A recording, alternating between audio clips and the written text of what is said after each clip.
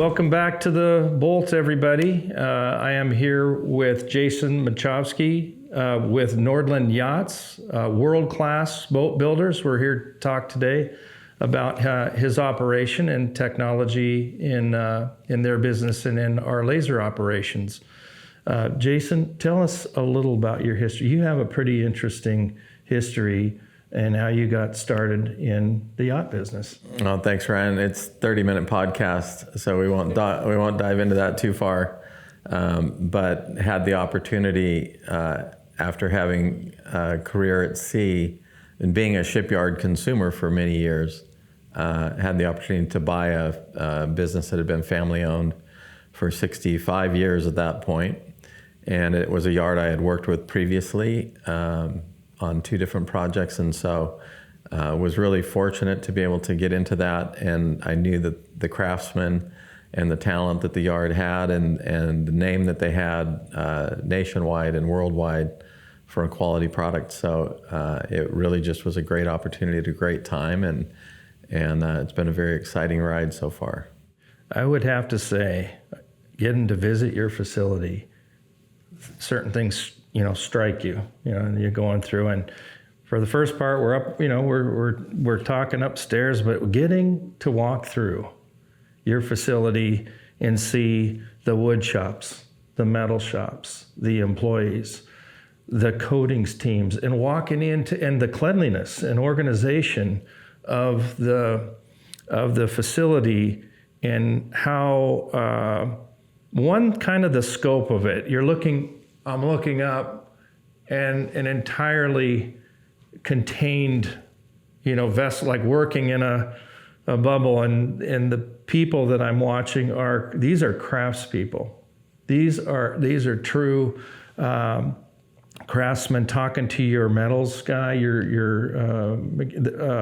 what was his name? Yeah, Rick. Rick was just so. Something's doing right there, and I think you have a wonderful team. You can just kind of tell. I appreciate that. I really do, and you being from a background in construction tech and stuff, you can probably identify it. But there are lots of non-glamorous days in a shipyard. I like your comment about cleanliness, because we often feel like we turn $1,000 bills into dust for a living. That's how it feels a lot of days. Oh, me too sometimes. But the end product, and I think even, some of the jobs are kind of mundane. They might appear that way, and there's no glory or glamour in rolling on bottom paint. But I think I'm very proud of the craftsmen and the skilled labor that we have, and the fact that there is a level of passion. Rick is very passionate about metalwork and metallurgy, and he's an artist who works with that medium. And we have a number of employees that kind of have that same outlook, and we're very fortunate. And that's what we need. I do tell my crew that they are pretty AI proof, pretty tech proof, because it does require that skill level, that craftsman's eye to do what we're doing. I can see it. And simultaneously walking through, somebody has to step back and look at all the components of the operation together. The staging of things that are happening, different work activities happening in different areas. And then you also have to, I wouldn't call it a granularity, but you have to focus in on a higher level of detail, much like what we were discussing down here today. Yeah. Looking at the finishes that you're requiring on a boat, and the different materials you're working with. And a lot of our discussion today is about surface preparation and substrates and cleaning and environmental aspects of working in there and all of that. But I'm sitting here and I'm going, okay, you've got the fiberglass, you've got the wood veneers that we're talking about, the composites, any number of different coating systems for different things, and then of course the engines and the machine and the mechanical side, and how the HVAC works in the boat, and how the navigation works, and all of that stuff coming together. Do you have? You've got to have probably some of the engineering types you're drawing from. It's an ecosystem that has to work together. But boy, do they have to get down and focus on details, because we were sure talking about the details that you guys are putting into your boats for that clientele and that class of boat. Absolutely, and it's a massive collaborative effort from the naval engineers and architects. In every project, we have to approach with a clearly defined end, where we're trying to go and where we want to stop. And a lot of times, especially as the refit market has really exploded, it's never a question on a boat that's been in use or a ship that's been in use for several years. It's not so much a question of where do we start this project, but it's knowing where to stop. Because some of these, literally, you could not stop. You could basically take an older vessel and make it new again, but there's practical considerations. Well, you were mentioning monetary, but beyond that as well. So you're working within oftentimes a structure that might be 20, 30 years old, integrating what can be done around the architecture of that vessel, structural and mechanical and everything else, almost like remodeling a home or something, where you're working within in some constraints, but making it work. That's accurate. Unlike a home, though, we have even our simpler boats. If you look, just take an electrical panel for a house. If you have a big custom home, you might have 400 amps, definitely 200 amp service. So you'll have a panel in a garage or in a closet or somewhere. Right. And it'll have, 2 big rows of breakers. On a vessel, you have probably 4 times that many breakers AC. You'll have DC panels. Oh, right. And now we're having, with big inverted power systems, you have a whole nother layer of complexity. And then you have all of the systems on the boat. You mentioned HVAC. Our HVAC systems require seawater cooling of the compressors and the chiller units. So you've got the challenge of so many different elements that we have to incorporate into a seamless experience for the user. And it has to be able to be maintained. So we have to fight, marine growth in our raw water cooling systems. And we're using so many different materials that are reacting to water exposure, sun exposure, thermal changes, and oftentimes they don't all react the same way. Expansion and contraction of aluminum and fiberglass, for example, can make window seals a challenge, because that seal in between those two are constantly working. So developing ways we can... So boats are the same thing. And they're moving. Yeah. Sometimes they're moving a lot. I think about that. Years ago, we used to do the fiberglass, old school tank linings and big cooling towers. And so we knew that there was a difference in a modulus of elasticity between the fiberglass and the casing sections. Absolutely. So we were in here trying different primers, like rubber primers that would help with that, shock, I guess, for lack of a better word. But that's been our experience with fiberglass. But tell me more about the fouling and corrosion and some of the issues you're seeing on boats with regards to surfaces. So we looked at some stuff today, but wood's going to get weathered. Fiberglass gets oxidized or things, and corrosion. What type of things do you see when you're refitting boats and surface, like in some of the surfaces and we've got piping, corrosion? We've got the environmental top side and then the environmental bottom side. And those two are quite different. So, and then we have the challenge by constantly evolving and trying to get to better mitigating environmental impacts or potential impacts. So when for you many say years, environmental impacts, is that of the corrosion or the fix? Well, in the aquatic environment, I could give you a good example. So for many, many years, the standard for bottom paints on boats was very high in copper and zinc. And environmentally, so that did a good job of keeping things from living organisms from growing on the bottom of the boat. The copper was toxic to that. Environmentally, it was as that would a blade is it would slough off the bottom of ships and boats.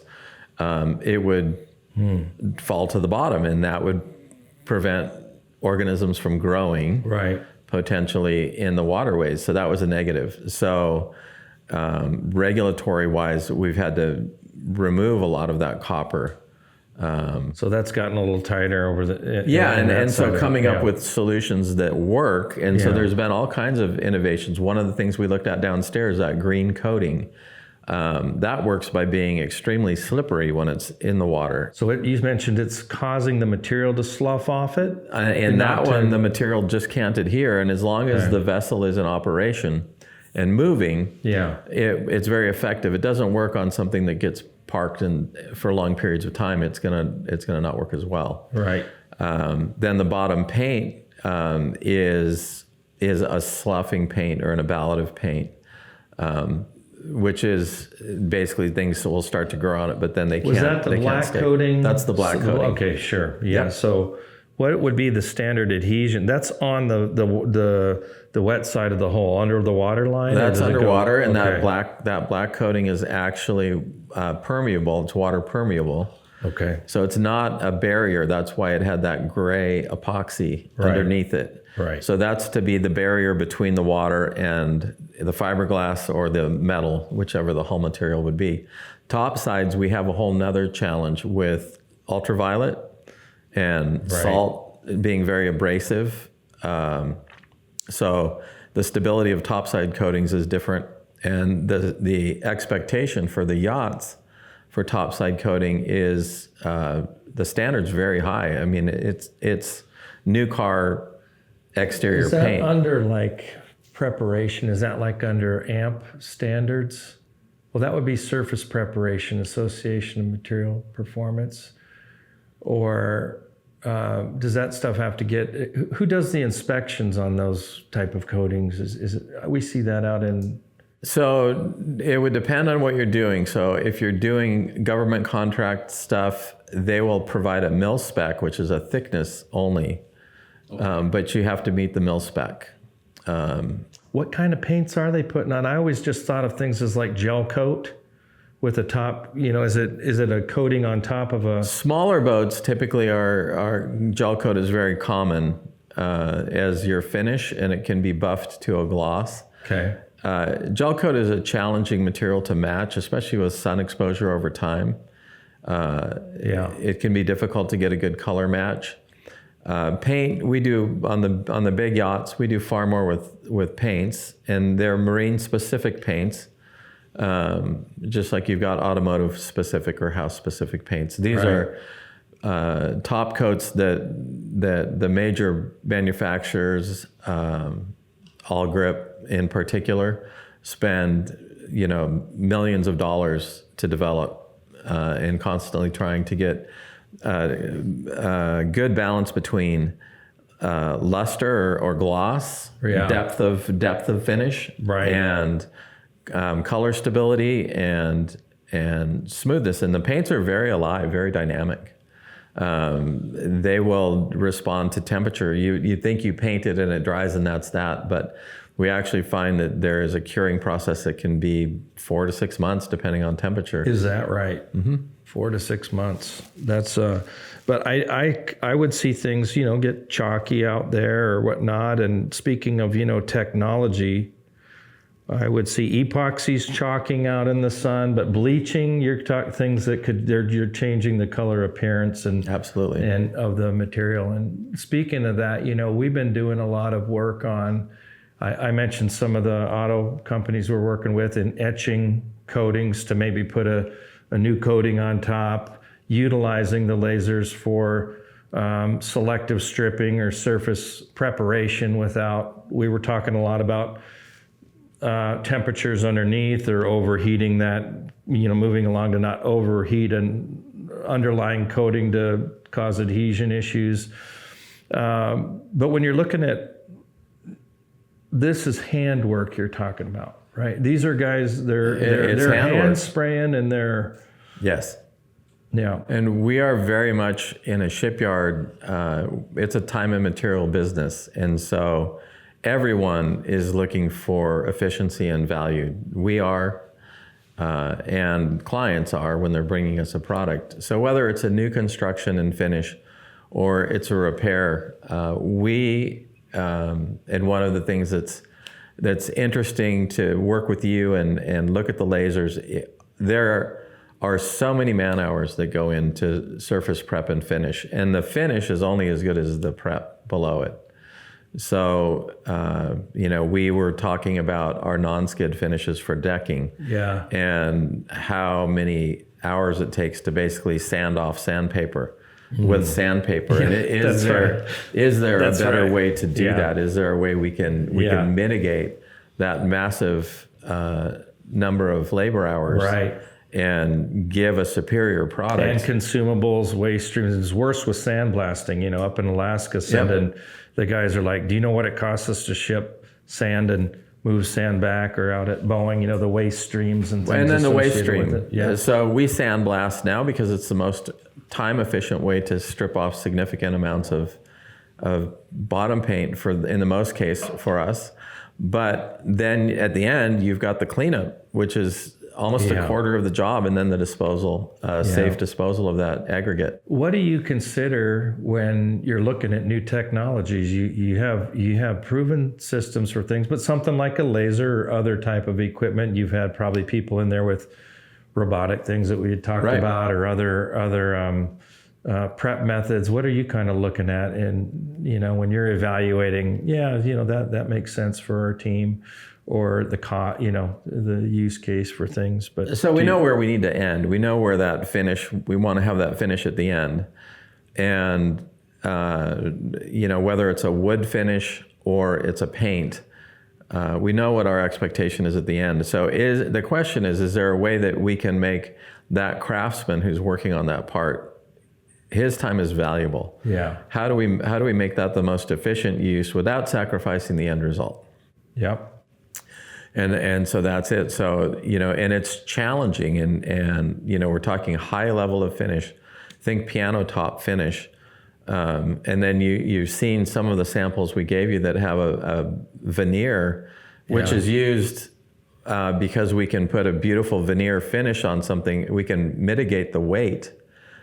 So maybe we do that over a cord panel instead of doing a solid. One, the weight is an issue. Yeah. And two, the material, teak, for example, is extremely expensive. Well, compared to some of these designer woods that they want to use on these interiors, you would never buy those pieces in whole logs and use, 3/4 inch thick for a cabinet face. You're gonna use that veneer. Well, how do we get? Right now it's hand sanding, and then it's laying on layers of finish. Can we speed that up? And if we have to do a repair, is there a way we can preserve that piece of veneer, which is very thin? And so when you talked about some of your early laser, some of the things that it's capable of, and you said, well, I can take the print off that piece of paper, that got me thinking, well, can we take this finish off this veneer? Yeah. Which is kind of like a little thicker than construction paper. It got me thinking. And then, trying to work together to figure out, can we do that in a way that leaves us a nice, clean, uniform finish? And so that's your challenge that you Absolutely. go back and try and work out. Absolutely. That's the lab work behind the scenes, right? That's the dialing in of different settings, fluence.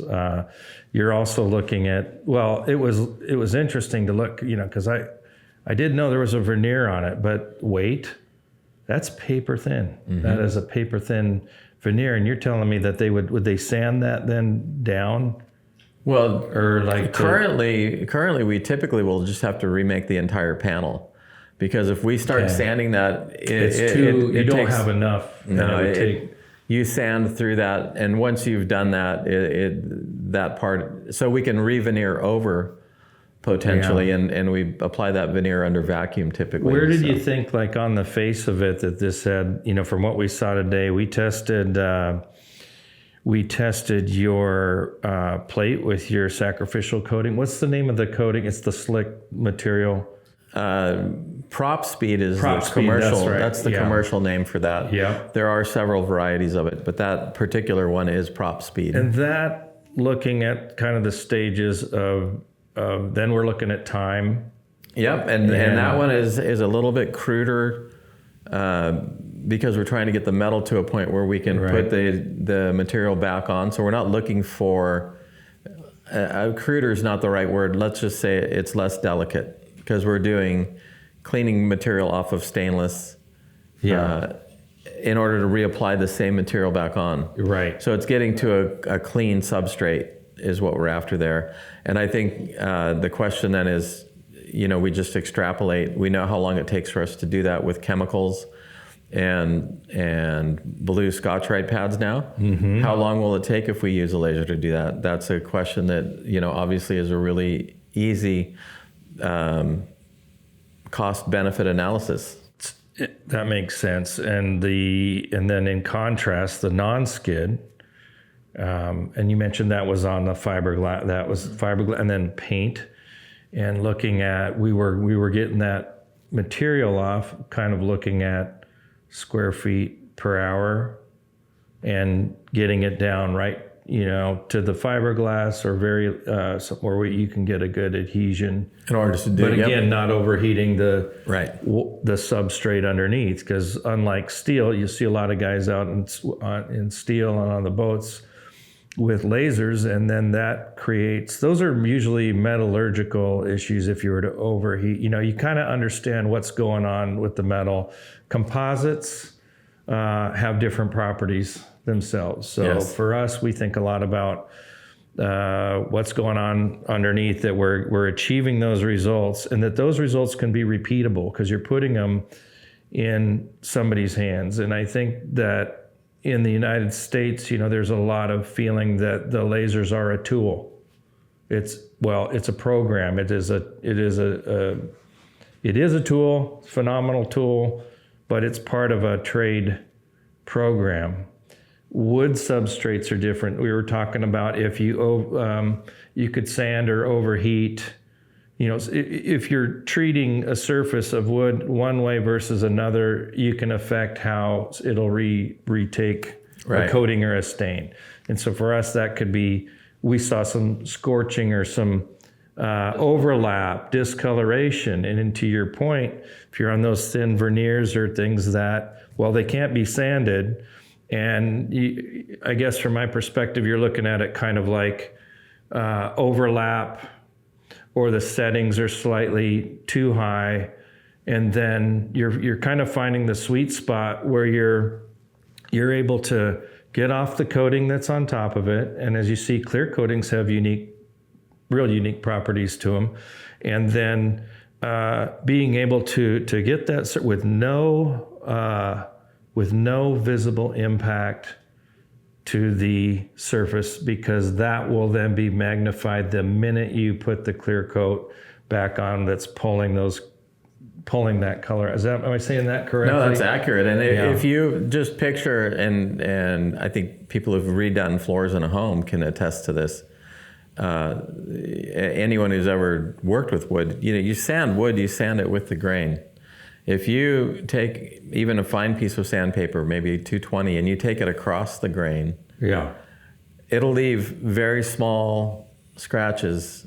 To the naked eye, maybe it's 400 grit. You might not see it on that piece of wood until you put a coating or a stain on it, and all of a sudden it will jump off the wood, and it'll be very obvious. And unfortunately, you don't know that.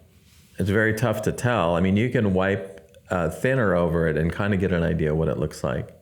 But truly, until you wipe a stain over it, or you put on a clear finish, a varnish or a clear finish, you won't know. And at that point, you're committed. So you need to have a process that is leaving you a good, ready-to-finish surface prepped. So if we think about that, and with the lasers and the many different types of woods, the many different types of finishes, even wood, some of the wood, when you guys, when I was there, I'm seeing everybody, respirators, ventilate, fume extract, that everything's set up, and those spaces. That's why I was saying, boy, this is very clean for doing, the sanding and the work. But woods even have their own weird toxins. Did you know? They do. And I'm like, So if you're in, I look at it on boats or I look at it relative to knowing that each wood has its own like ablation threshold, soft woods, hardwoods, the different coatings and stains that are going in. It's kind of a science in itself. And I think with lasers, they're making great progress about getting standards or a scientific approach to it. But I think it's a bit fragmented around the world. There's groups working on things and but it's not like I can go to where I go in the HVAC side of what we're doing and go to the ASHRAE handbook of standards. But it's interesting. And then the cleanliness around that, using good fume extraction. If you're in somebody's house and you're ripping the stain off their wood logs or other things, well, what did we see? There is some residual that you got to lay down. So you guys you're in kind of in the same manner, but if you're not cleaning that stuff up, some of those toxins and things can persist in a home after you leave, and so fume extraction and things seem to be important, but standards, getting a criteria dialed in, and I think that's just a lot of testing, lab work, and whatnot. But I would agree. So we also we had primarily, I think our focus here is on dialing those woods in for you and those different finishes. The coating on the fiberglass coating, does that simulate a hull with the black? The sample you have right now does not, but we'll get you infused panels that will simulate a hull, and the foam core is thermal reactive. So, monitoring those temperatures will be important, because those are, in our production method, those are infused in big infused parts. And so we've drawn epoxy or vinyl ester all through that part, and then not left any air voids in there. But air voids obviously would explode under heat. Like welding, you can't have, because that air will expand quickly, so that'll make a mess. Absolutely. So the infused parts are probably better that way, but there is a specific thermal range where you can compromise the adhesion between that foam core and the laminate structure on either side of it. Well, so foam by its nature is it a closed cell foam? It's a closed cell foam. Yeah, right. Yeah, Eric's is the be, product. Yeah. So there's that to consider. Absolutely. And I think, figuring out, I think the broad application that is a little bit not quite as precise, and I think you would love to go to the precise because of the way your mind works. Yeah. You want to focus on that. In a shipyard application, every shipyard in the world does a huge part of the business is bottom repair, whether that's annual bottom paint. And so, a shortcut to work around sandblasting is actually an area where I think it could be really beneficial if we can figure that out. The larger hole or weld prep. And where we're going in right now, we'll get someone who doesn't want to spend the money it takes to. They have years of bottom paint because in their mind they think they need to put another coat on every year. Mm-hmm. And then formulations change as regulations change, and this one might not be, or maybe a yard doesn't break the surface and structure with sandpaper or a blue pad prior to applying. And so now that you might have 3 coats of paint, and all of a sudden the weight of that paint is causing it to fall off. So it looks like sunburn on the bottom of the boat. And the mitigation for that has been to sandblast. Well, it's expensive. And if we had a way to go to a client, and sometimes they'll say, well, just have your guys feather those areas that are really bad, and then paint, and I'll deal with it next year. Mm-hmm. And then the next year they'll come back and say, well, that place they feathered, the paint's falling off. And we say, well, remember? Yeah. We can't stick to that substrate. Yeah. So if we could come up with a way because you reach a point where the hours, if I have 5 guys under a boat and they were all running DAs, that's 5 hours every hour they're under there of labor rate. It's not very, and that's where we go, well, look, if we have guys feather all these, it's going to be a big number. If we sandblast it, it's going to be this number and not more. Right. We know what it'll be. And if we could take a laser Yeah. and we could speed that process up, Yeah. there's a huge direct cost benefit in that. Have you, one of the things that we're seeing is I would tell you that, lasers are gaining on speed of production, right? And what we're seeing is some larger companies using them really, they have some phenomenal properties and work well supplementary with other methods. Have you ever heard of induction coating removal? It's a type of coating removal where they impart heat. So they put a paddle on like thicker coatings it works just great on.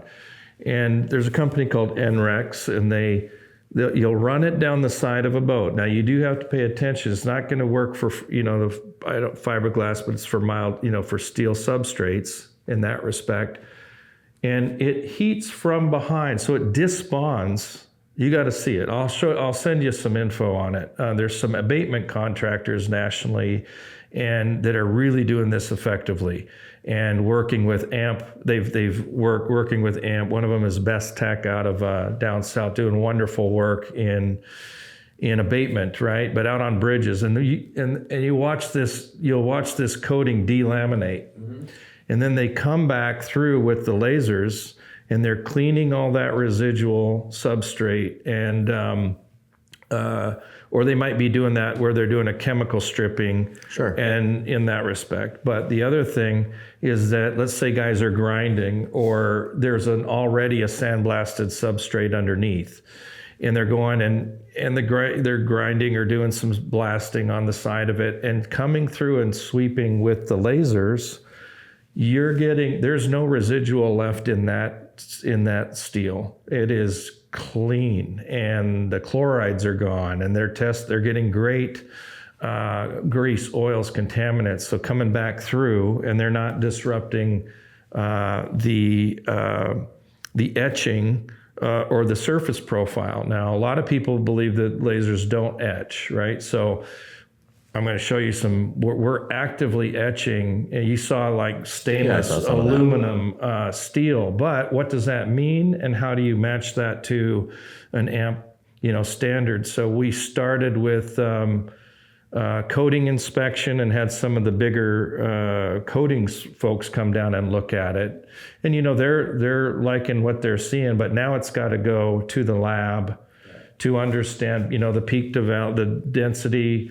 Mill scale can be a very difficult challenge. And then how fast are you going to etch? So we're looking at some big water tank jobs, and they go through and they weld the new seams, and somebody's got to go down into those and prep all the seams, and then they'll come back and put the coatings in.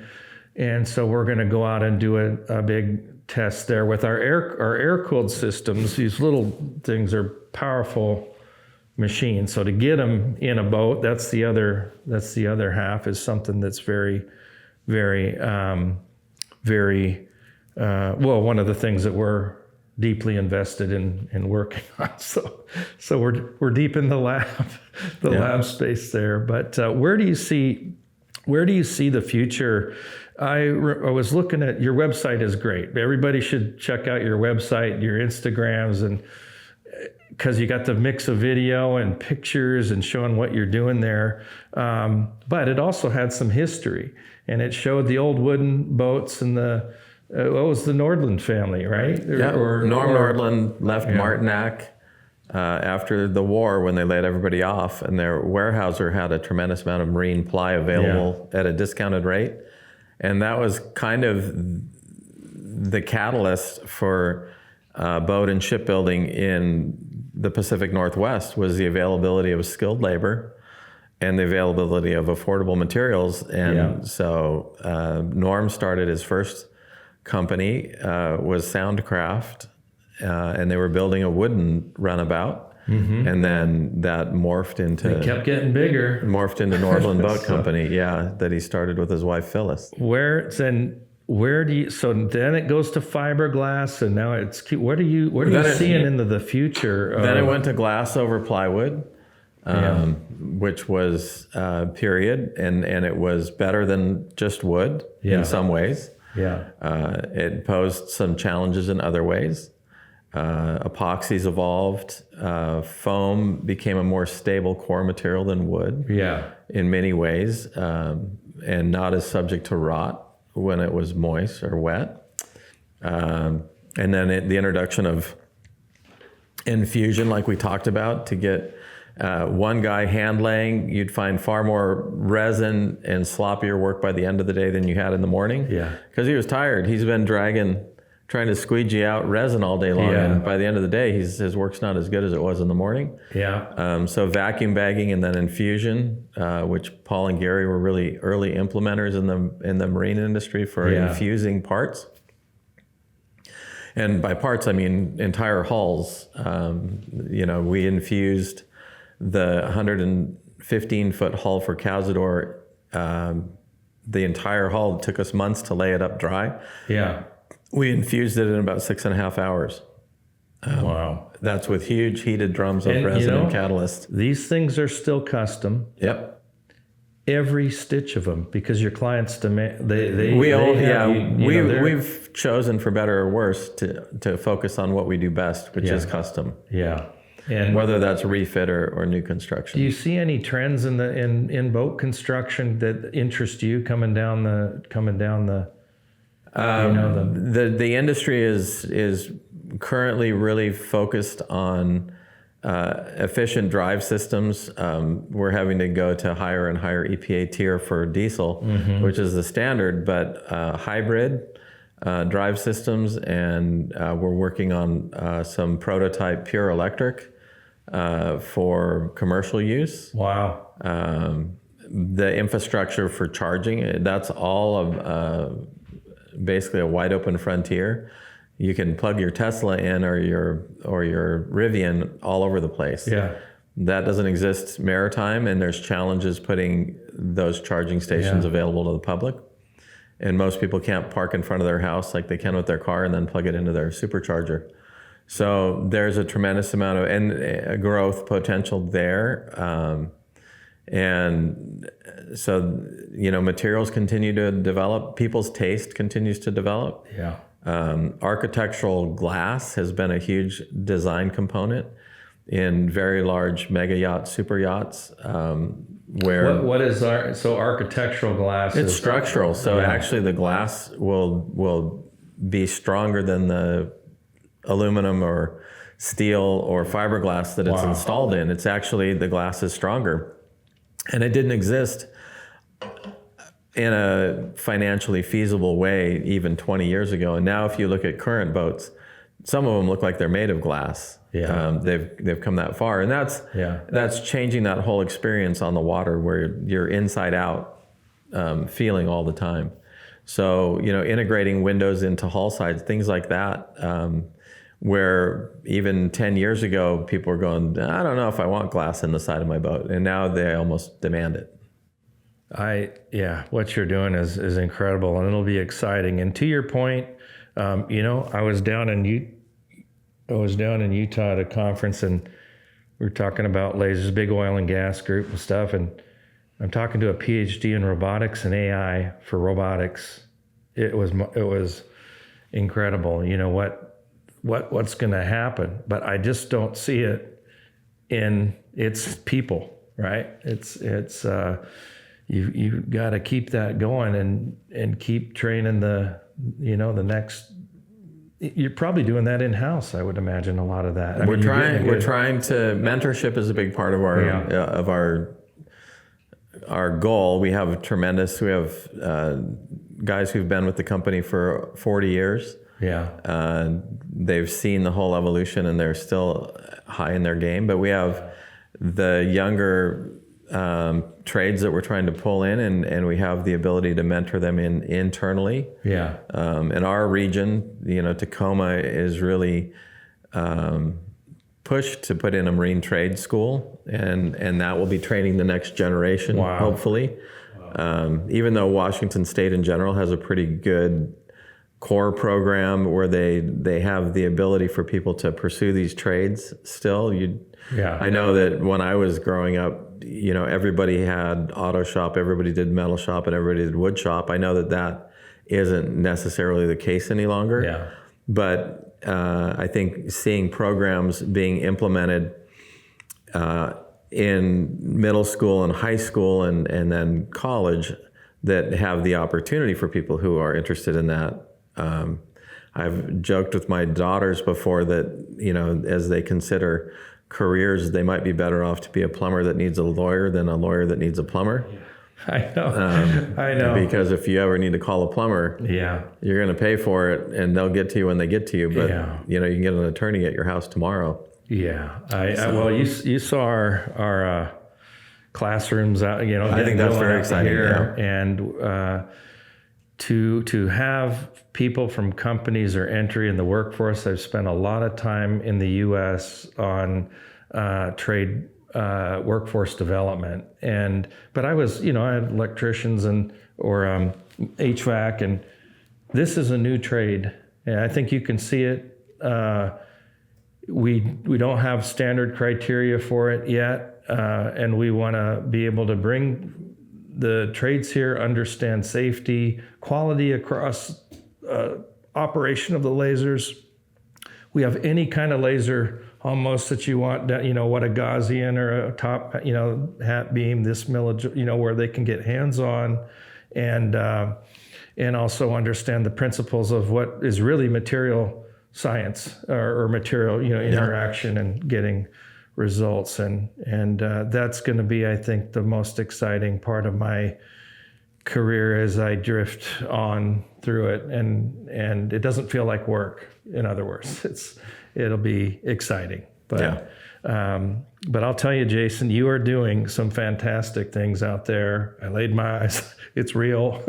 And it is really, I wish everybody would have the chance to go down and see what's going on there and see what's happening in your facility. And it's been a real pleasure having you talk to me. I hope we can continue to do things here together. And thanks. It'll be deep diving in the lab for you. It'll be fun to figure out how we might be able to implement more of this. So, well, great. Thank you, sir. Thank you. Appreciate it. All right.